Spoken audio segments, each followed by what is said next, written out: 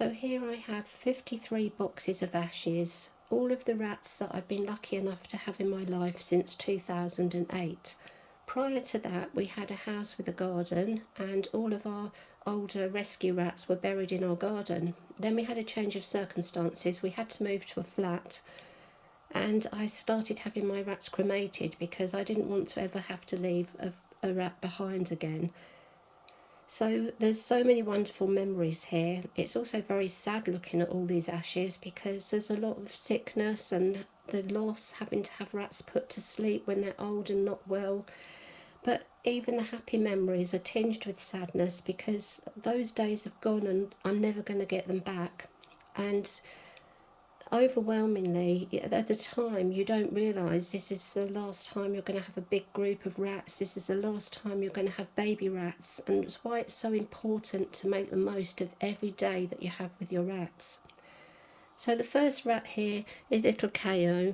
She came to me as a lone young rescue. She was very nervous. She didn't like men, but she was absolutely devoted to me. She was the first baby rat that we'd had, and she really changed my life because I'd not experienced the joy and the fun of having bouncy little baby rats growing up and watching them. And we had to find friends for her, and so we found little Coco and Kayla, who were together there in the box at the back, and they were just really, really sweet girls. And it was very sad to me that Ko died just 2 months before we moved to a bigger house, and she didn't have that freedom to run about on the floor that the other rats had. But she did have a wonderful life, and she was such a great little rat. But we did take Kayla and Coco to the new house, and at first they were really scared of all the space because they'd had to have a confined playing area before. They used to hide under the coffee table at playtime. We had to coax them out.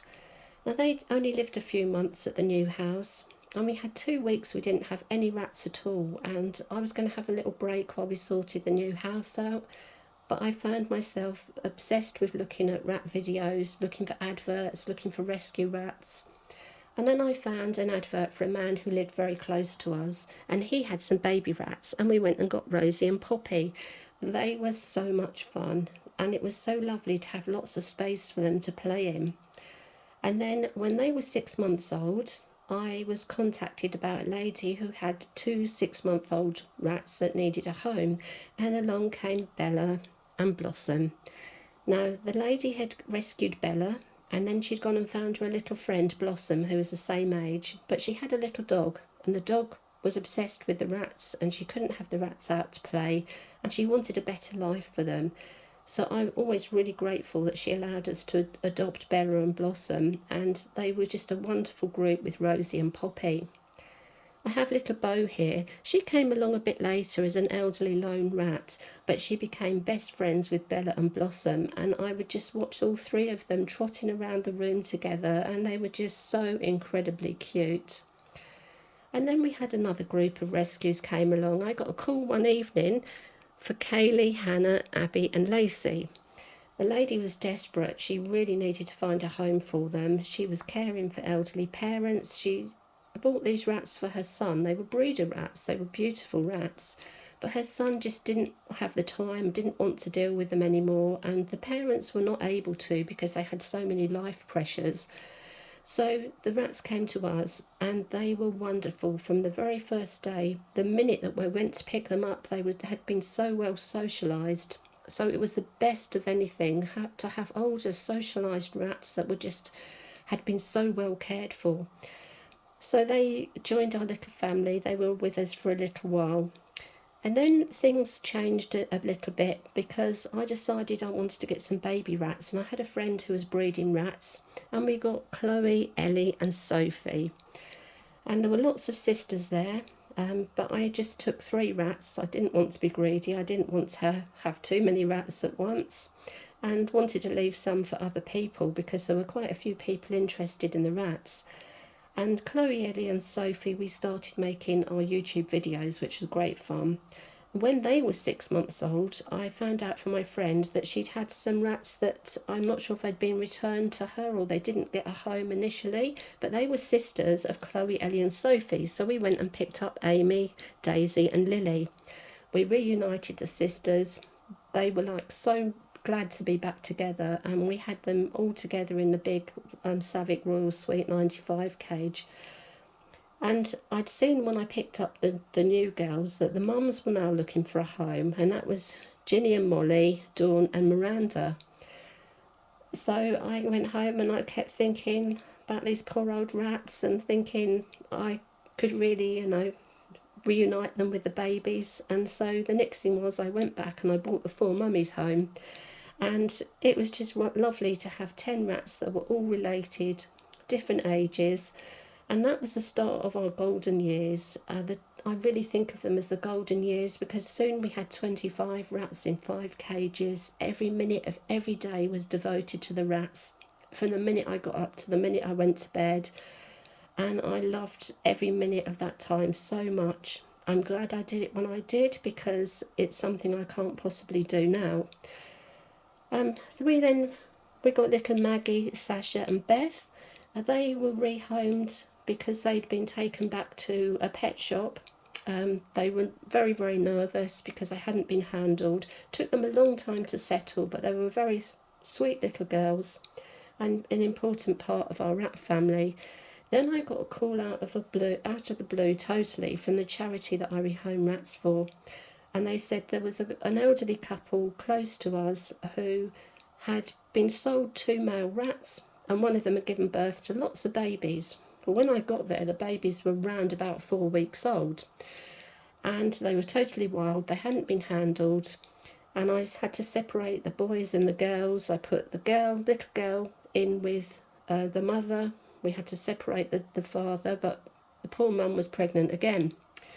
So I brought home Pippin, Sullivan, Jack, Jacob, Toby, Wash and Jim, and they were wonderful. And I kept thinking I need to go back and get the little girl before the mum gives birth. And so we went back and we actually got her, and she went in with some of our other girls. And then 4 weeks after, roughly 4 weeks after the first litter, the poor mum gave birth again. And I went and collected Erin, Pam, Carol, Kelly, Sam, Hamish, Ollie and Mary. We did rehome quite a few of the rats, but these group here, these are the ones that we couldn't rehome. I didn't intend to keep all of the 6 boys from the first litter, but within days we were so attached to them, and they were our first male rats. I'd always only rehomed female rats before.